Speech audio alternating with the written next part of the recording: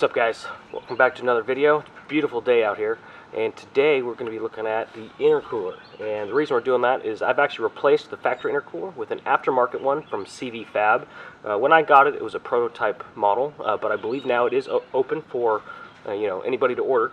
So the whole point is it's a higher performance intercooler, flows better, it's an all aluminum construction, and we're going to look at all that. And we're also going to look at some of the performance gains. Now I don't have any big mods or anything on this truck. It's just this, so we're going to look at the temperature differences. I don't have bigger injectors or big fuel or anything like that. So just the intercooler. We're going to look at how the temperature changed, and I've already got it installed because I'm filming this out of order, but I'm going to show you the install, and then we're going to check it out.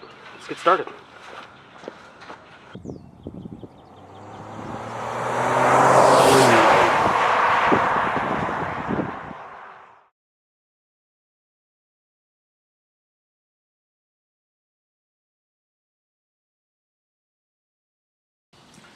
So to remove the intercooler, you need to remove these two hose clamps, as well as a hose clamp over here, this kind of plasticky clip, and there's also a wire harness on this. This is the blow-off valve, and so there's a wire harness, and then you need to remove this clip.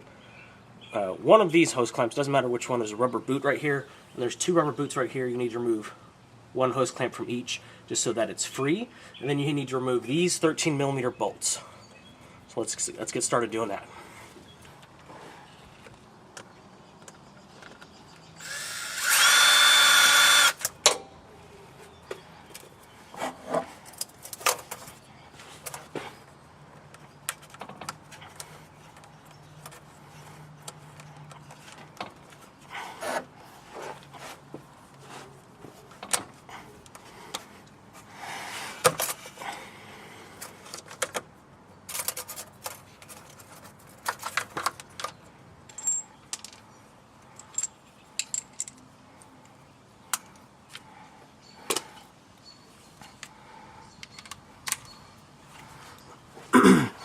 Once you get all those connections undone, you've got two 13mm bolts, one on each side. You'll probably need an impact or a breaker bar if you're doing this by hand. These do get put on pretty tight, and over time they get pretty tight. Mine are already loose, so it shouldn't be too bad, but I recommend an impact.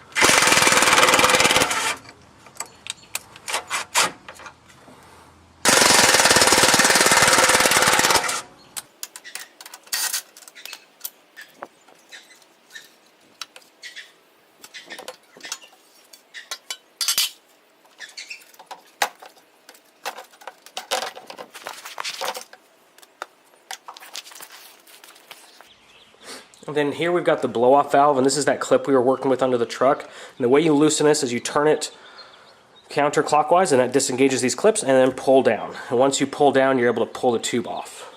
We do have to remove the blow-off valve. And there's one screw.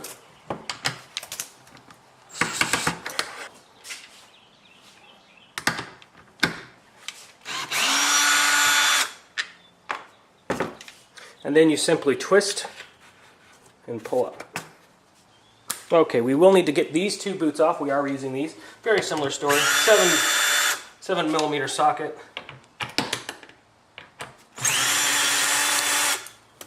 And then these just pull off. Now we're ready to get everything installed on our new intercooler.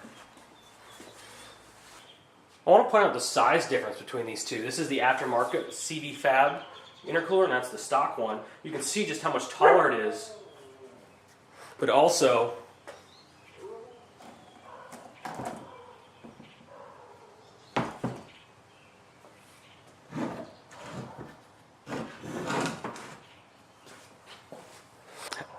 how much thicker it is. It's significantly thicker. Every dimension on this thing is just a little bit bigger, other than I think the width because of the mounting brackets. Every other dimension is bigger, and that's better. Bigger is better. So enough fussing around. Let's get this thing kitted up with all of the boots and everything we need to install it, and then let's go get it in the truck.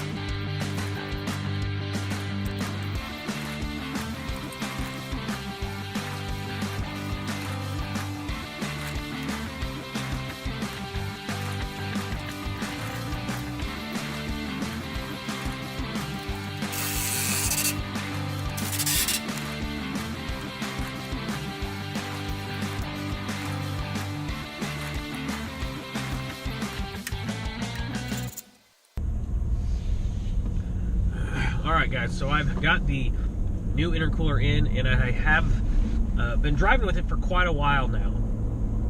And I did some tests with the OEM intercooler and the new intercooler, and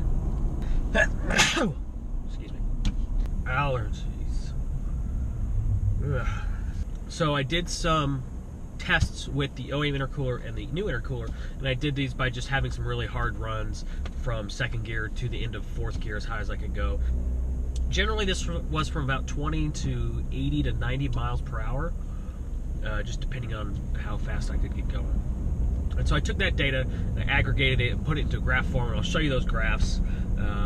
There's not quite apples to apples because the temperature was different between the 2 days that I was doing this, but it's close. And what's not so much important is not the exact temperatures, but the trending of the temperatures. And you'll notice with the OEM intercooler, the temperatures go up, but with the aftermarket intercooler, the temperatures remain steady. And that's important, especially if you are one of those people who likes to do big power mods, you know, like extra fuel, extra air, that kind of thing. So this intercooler is from a company called CVF. They have been around for a little while, but they are new in the F150 marketplace, and they're an enthusiast performance company that is well established in the Mustang EcoBoost marketplace, and they've been doing some really good stuff. They've got quality products, good customer service, and I've heard only good things about them. And now they are expanding into the F150 marketplace, and I think that's very exciting because the more good vendors we have out there, the better. Alright guys, so it's that time of the video. Like this video if you liked it. You can hit the thumbs down button if you didn't like it. Hit that subscribe button if you want to see more videos like this. Maybe even ring that little bell icon so you get your notifications when I post new videos. But most importantly, check out the links in the description below. I'm going to post a link to a forum discussion about this video, about my experience, and then also post a link to the product page at CVF so that you can check out this product as well. It's a cool company. They were cool enough to sponsor me, and it'd be really cool if you could go check them out if you're interested in this kind of stuff. So go check them out. Thanks, guys.